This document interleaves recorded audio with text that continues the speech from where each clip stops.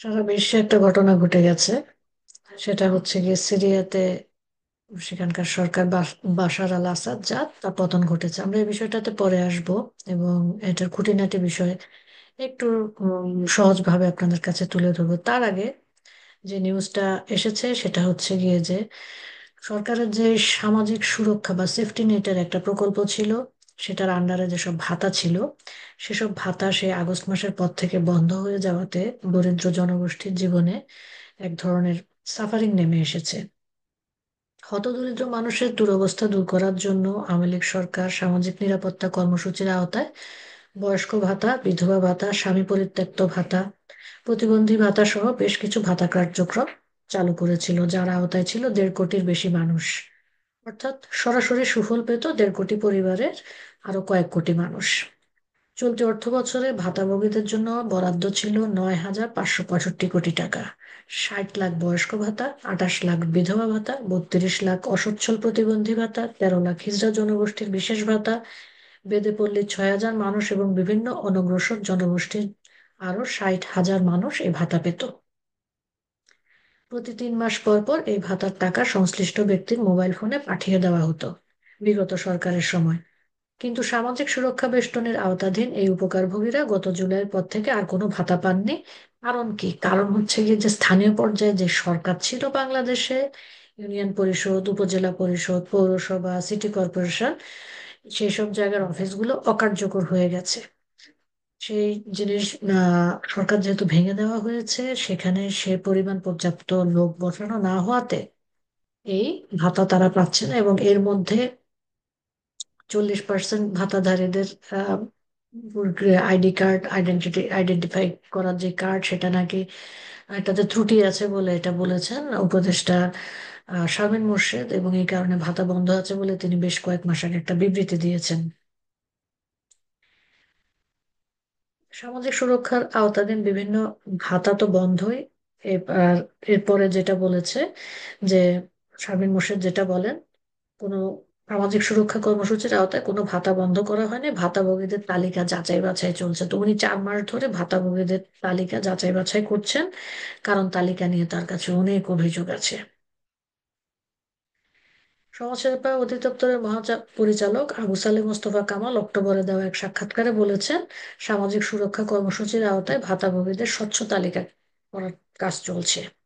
December চলছে, এখনো কোনো ভাতার টাকা ছাড় করা হয়নি।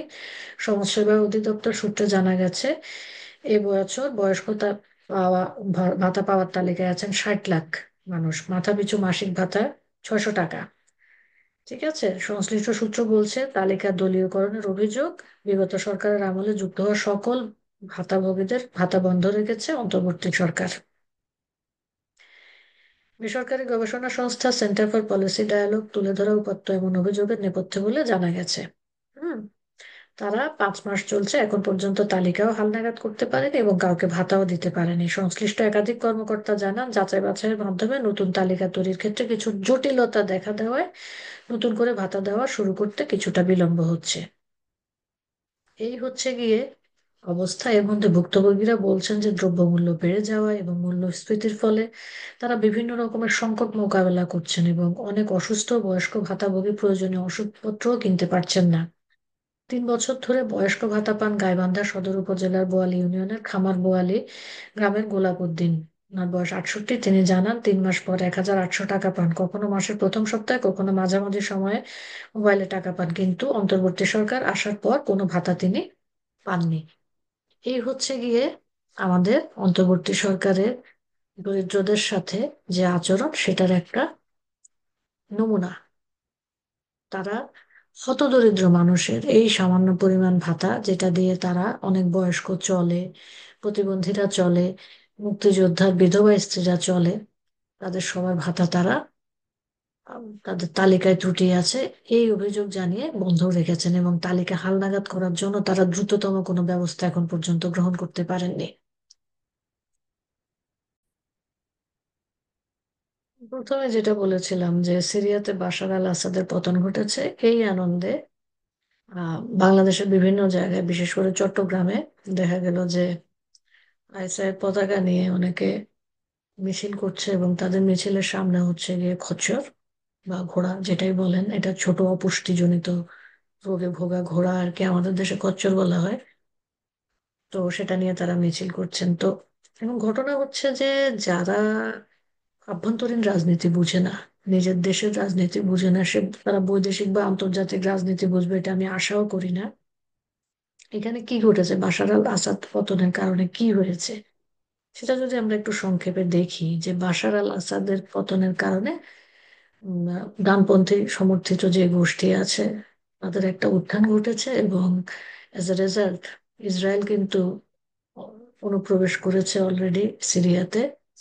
এবং এটা যে আমাদের আঙ্কেল স্যামদের যে ডিপ স্টেট পলিসি, সেটার একটা জয় ঘটেছে। এবং সেই দেশটাতেও খুব শীঘ্রই ওটা নানা রকম গৃহযুদ্ধের মধ্য দিয়ে যাচ্ছিল, সেখানে আরো বড় ধরনের অশান্তি দেখা দেওয়ার সম্ভাবনা রয়ে গেছে আর কি। এখন আগামী বিশ্ব সেটা বলে দিবে, কিন্তু আমার দেশের অপরিণামদর্শী মানুষেরা তারা এটা নিয়ে একটা আনন্দ মিছিল করছে। সেখানে কি ঘটেছে, কেন ঘটেছে, কারা এসেছে, কারা আহ, ক্ষমতায় বসতে যাচ্ছে, কারা দেশ পরিচালনা করতে বসতে যাচ্ছে, সে বিষয়ে তাদের কোনো সম্যক ধারণা আছে বলে আমার মনে হয় না। এটা হচ্ছে গিয়ে সিরিয়ার অবস্থা। বাংলাদেশে আরো টুকটাক যেসব ঘটনা সেগুলো তো ঘটেই যাচ্ছে। এর মধ্যে ভারতের সাথে বাংলাদেশের একটা বৈঠক হয়েছে, এবং সেখানে প্রধান উপদেষ্টা বলেছেন দিল্লিতে আমাদের যেসব দেশের ভিসা দিল্লিতে গিয়ে নিতে হয় তাদের ভিসা সেন্টার যেন এখানে করা হয় সে আবেদন জানিয়েছেন। এটা একটা দেখলাম। এবং ভারতের সাথে সম্পর্ক কি হবে না হবে তা নিয়ে তারা আলোচনা করছেন।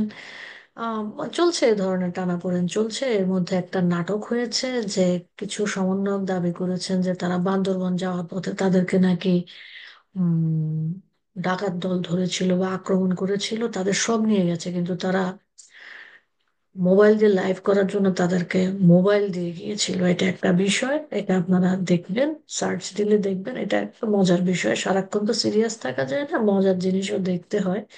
এটা একটা মজার বিষয় ঘটেছে। আগ দিয়ে কিন্তু প্রধান উপদেষ্টা একটা কথা বলে দিয়েছেন, আপনারা খেয়াল করেছেন কিনা জানি না। তিনি বলেছেন এখন নির্বাচন দিলে পুরনো সমস্যা আবারও ফিরে আসবে। ইউনূস, পুরনো সমস্যা কি?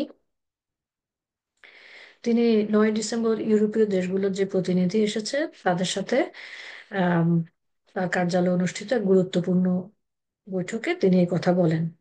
তিনি বলেন যে সংস্কার ও জাতীয় নির্বাচনের বিষয়ে চলতি মাসে ঘোষণা আসতে পারে।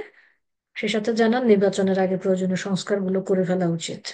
তিনি বলেন নির্বাচন প্রক্রিয়া তাদের প্রস্তাবগুলো অন্তর্ভুক্ত করার জন্য তাদের সংস্কার কমিশনের প্রতিবেদনের জন্য অপেক্ষা করতে বলেন। তিনি বলেন পুরনো প্রচলিত সমস্যা পরিহারে নির্বাচন সংক্রান্ত কতিপয় সংস্কার নির্বাচনের আগেই শেষ করা জরুরি। সরকার যদি এখন নির্বাচন দেয় তবে সেটা হবে সেকেলে, এবং তখন পুরনো সব সমস্যা আবারও ফিরে আসবে। প্রধান উপদেষ্টা একটি নতুন বাংলাদেশ গড়ার জন্য অন্তর্বর্তী সরকারের প্রতিশ্রুতি তুলে ধরেন। তিনি বলেন যে রাজনৈতিক দলগুলো নির্বাচন করতে আগ্রহী, আমরাও নির্বাচন করতে আগ্রহী। কিন্তু দেখেন সেই ধরি মাছ না ছুঁই পানে, সংস্কার করতে হবে, সংস্কার করতে হবে, সংস্কার করতে হবে। সংস্কার কিসের করতে হবে তিনি সুস্পষ্টভাবে কিন্তু বলেন না। সেটা কি রাজনৈতিক দলগুলোর কাঠামো, সেটা কি নির্বাচন পদ্ধতি, সেটা কি সরকার পদ্ধতি, কোনো কিছু কিন্তু উনি স্পষ্টভাবে বলেন না। উনি এক ধরনের লিপ সার্ভিস দিতে থাকেন যেন মানুষ শান্ত থাকে, এই লক্ষ্যে উনি এই ধরনের কথাবার্তা বলতে থাকেন আর কি। এখন জিনিস যেটা হচ্ছে, নির্বাচন যত দেরি হবে তত দেশের সবকিছুর অবস্থা বেহাল হতে থাকবে। কারণ নির্বাচিত সরকার না থাকলে অ্যাকাউন্টেবিলিটি থাকে না, অ্যাকাউন্টেবিলিটি না থাকলে যা ইচ্ছা তাই করার একটা প্রবণতা দেখা দেয় আর কি।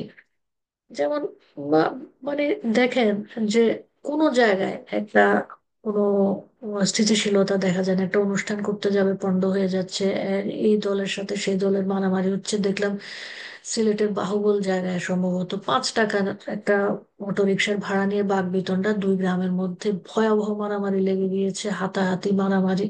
পরে পুলিশ আসতে হয়েছে, আর্মি আসতে হয়েছে। তো মানুষ যখন জেনে যায় যে তার কোনো অপরাধের কোনো রকমের বিচার হবে না, কেউ নাই, তখন কিন্তু মানুষ এরকম রেকলেস হয়ে যায়, মানুষ যা ইচ্ছা তাই করতে থাকে।